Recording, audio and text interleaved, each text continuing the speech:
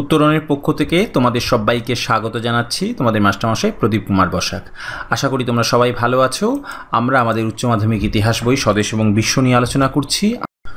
তাহলে আজকে আমরা আলোচনা করব মূলত ষষ্ঠ অধ্যায়। ষষ্ঠ অধ্যায়ের বিষয় তোমরা জানো যে দ্বিতীয় বিশ্বযুদ্ধ এবং উপনিবেশ। এই ষষ্ঠ অধ্যায়ের উপ অধ্যায় গ আমাদের আলোচনার বিষয়। এই উপ অধ্যায় গয়ে দক্ষিণ পূর্ব এশিয়ার পরিবর্তিত পরিস্থিতি, ইন্দোচীন এবং ইন্দোনেশিয়া। আজকে আলোচনা করব ইন্দোচীন নিয়ে।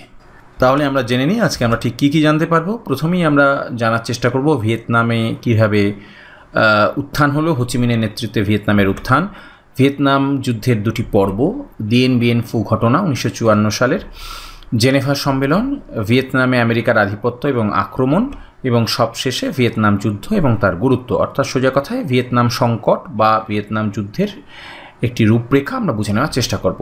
প্রথমেই আমরা ভিয়েতনামে হোচিমিনের নেতৃত্বে ভিয়েতনামের কীভাবে উত্থান হলো সেটা জেনে নেওয়ার চেষ্টা করি। আমরা যাকে ভিয়েতনাম বলছি সেটি আগে ইন্দোচীন বলা হতো, তাকে ইন্দোচীন নামে সেটি পরিচিত ছিল। ফরাসি উপনিবেশ ছিল কোচিন চীন, লাওস, কম্বোডিয়া এবং টংকিং, এই নিয়েই গঠিত ছিল ইন্দোচীন। দ্বিতীয় বিশ্বযুদ্ধে ফ্রান্সের পরিবর্তে ইন্দোচীনে জাপানের আধিপত্য প্রতিষ্ঠিত হয়েছিল। এই সময় ইন্দোচীনে জাতীয়তাবাদী আন্দোলন শুরু করেন সাম্যবাদী নেতা নগুয়েন আই কুওক, যিনি হোচিমিন নামে পরিচিত ছিলেন। 1930 সালে তিনি ভিয়েতনাম ওয়ার্কার্স পার্টি এবং 1940 সালে league for the independence in Vietnam বা ভিয়েতমিন গঠন করেন। বলা বাহুল্য এই হোচিমিন তিনি কিন্তু অনেকটাই সাম্যবাদী আদর্শের দ্বারা অনুপ্রাণিত হয়েছিলেন। যাই হোক, এই ভিয়েতনামের আরেকটি অংশে, যেটাকে ইন্দোচীনের আন্নামে বাওতাই সরকার প্রতিষ্ঠিত হয়েছিল। কম্বোজ এবং লাওসের রাজা স্বাধীনতা ঘোষণা করেন।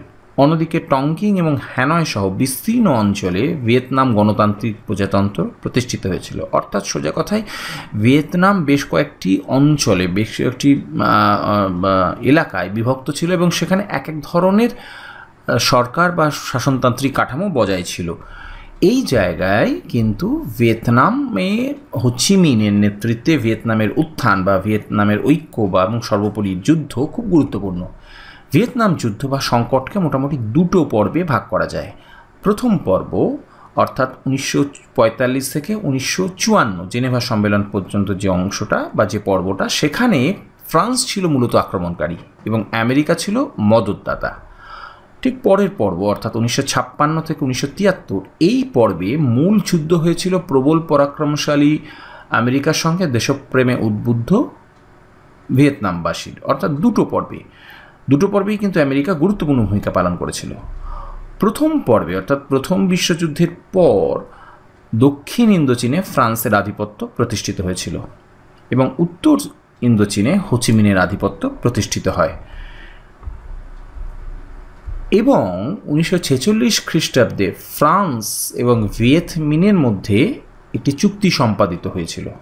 যদিও সেই চুক্তি ফলে যে শান্তি এসেছিল বা শান্তির বাতাবরণ তৈরি হয়েছিল সেটা দীর্ঘস্থায়ী হয়নি।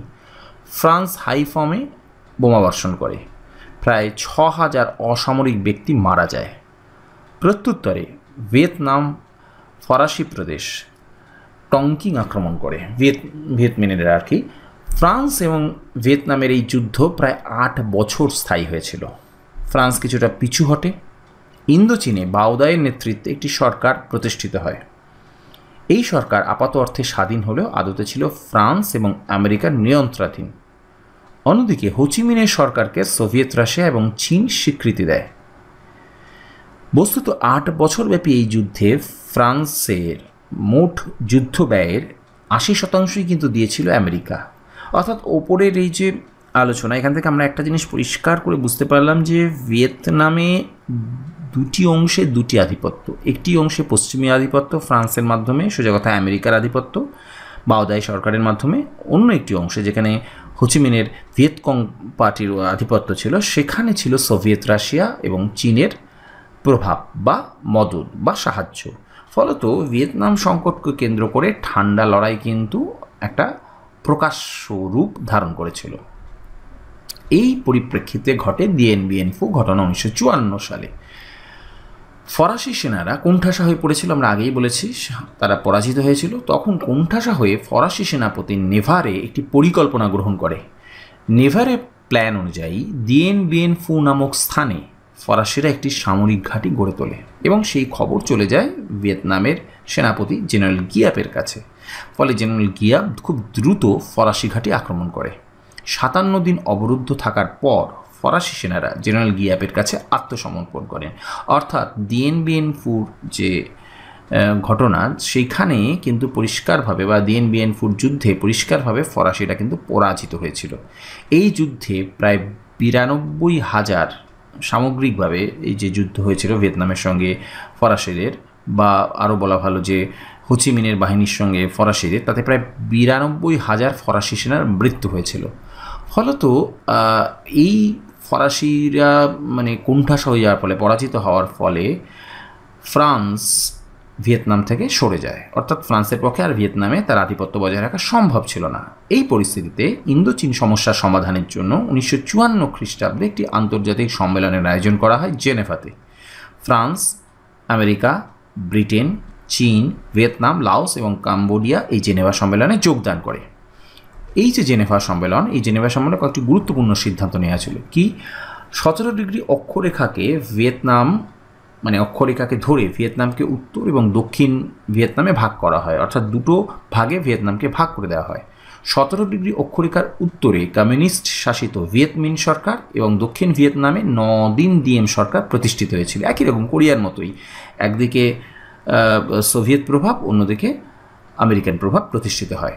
ঠিক হয়েছিল উত্তর এবং দক্ষিণ ভিয়েতনাম থেকে সমস্ত বিদেশি সেনা প্রত্যাহার করা হবে।